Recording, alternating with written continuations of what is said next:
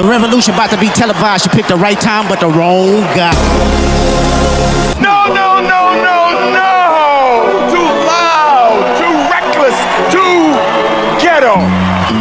Mr. Lamar, do you really know how to play the game? Then tighten up! Sejarah itu penting. Jika kamu tak tahu sejarah, kamu seperti seorang bayi yang baru kemarin dilahirkan. Dan jika kamu lahir kemarin, siapapun yang berkuasa dapat memberitahu dirimu apapun, dan kau tak punya cara untuk memeriksa kebenarannya. Assalamualaikum warahmatullahi wabarakatuh. Salam sejahtera bagi kita semua. Salam, Om Swastiastu, Namo Buddhaya, dan salam kebajikan. Yang saya hormati Bapak dan Ibu Guru serta teman-teman yang saya banggakan.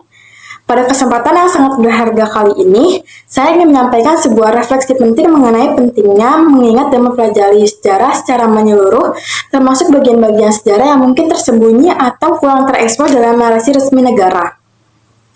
Sejarah adalah cermin yang memantulkan masa lalu dan untuk membentuk masa depan bangsa.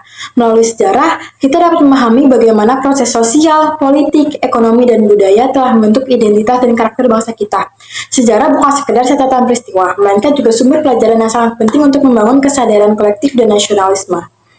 Namun, dalam kenyataannya, tidak semua fakta sejarah selalu diungkap secara lengkap dalam narasi resmi yang disampaikan oleh negara.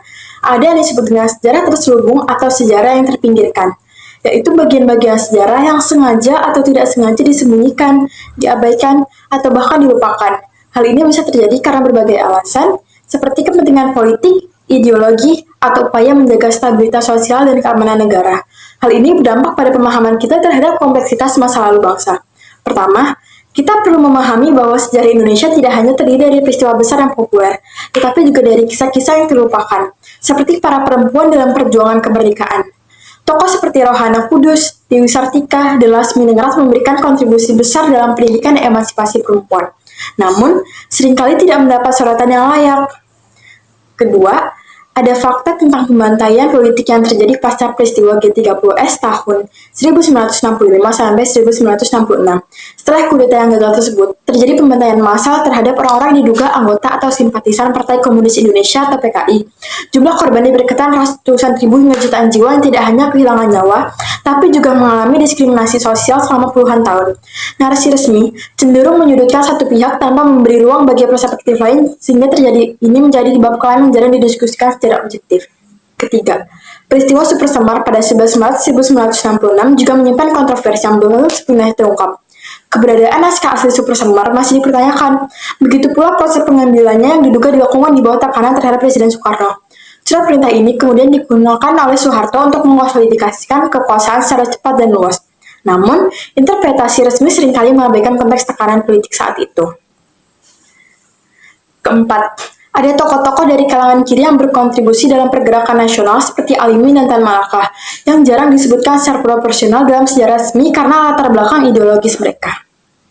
Kelima, narasi sejarah kolonialisme yang sering didengar seperti penjajahan Belanda selama 350 tahun ternyata perlu dikaji ulang dengan data yang lebih akurat. Penjajahan tidak berlangsung seragam di seluruh wilayah Nusantara dan ada wilayah yang tetap berdaulat lebih lama. Oleh karena itu, saya mengajak kita semua, khususnya generasi muda, untuk tidak hanya menjadi penerima pasif narasi sejarah, tapi juga menjadi agen perubahan yang aktif. Mari kita galilah sejarah bangsa dengan semangat kritis dan rasa ingin tahu yang tinggi, dengan menggunakan metodologi yang transparan dan analisis yang objektif. Dengan memahami sejarah secara menyeluruh, kita dapat membangun identitas bangsa yang kuat dan menghindari kesalahan yang sama di masa depan. Demikianlah pidato saya pada hari ini. Semoga kita semua dapat terus menelusuri sejarah dengan jujur dan terbuka sebagai modal utama dalam membangun Indonesia yang maju dan bermartabat. Terima kasih atas perhatian Bapak dan Ibu Guru serta teman-teman sekalian. Wassalamualaikum warahmatullahi wabarakatuh. Maka engkau mati.